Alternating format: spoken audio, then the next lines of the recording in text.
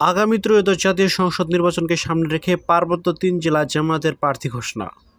ত্রয়োদশ জাতীয় সংসদ নির্বাচনে পার্বত্য ৩ জেলা খাগড়াছড়ি, রাঙ্গামাটি ও বান্দরবান আসনে প্রার্থী ঘোষণা করেছে বাংলাদেশ জামায়াত ইসলামী। বান্দরবান ৩০০ নম্বর আসনে নির্বাচনে প্রতিদ্বন্দ্বিতা করবেন জেলা জামায়াতের নায়েবে আমির অ্যাডভোকেট আবুল কালাম। শুক্রবার ৭ ফেব্রুয়ারি জামায়াতের নীতি নির্ধারণকারী বৈঠকে বিষয়টি চূড়ান্ত হয়েছে। জেলা জামায়াতের আমির আব্দুস সালাম আজাদ এই তথ্য নিশ্চিত করেছেন। একই দিন খাগড়াছড়ি ২৯৮ নম্বর আসনে জামায়াত ইসলামীর প্রার্থী মনোনীত হয়েছেন বাংলাদেশ সুপ্রিম কোর্টের বিজ্ঞ আইনজীবী অ্যাডভোকেট ইয়াকুব আলী চৌধুরী। তিনি কেন্দ্রীয় শ্রমিক কল্যাণ ফেডারেশনের নেতা।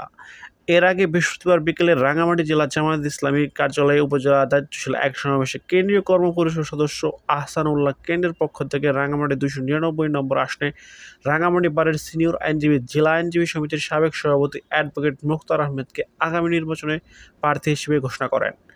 রাঙ্গামাটি বারের এই সিনিয়র আইনজীবী অ্যাডভোকেট মুখতার হোসেন রাঙ্গামাটি ইসলামী সেন্টারের দায়িত্ব পালন করছেন।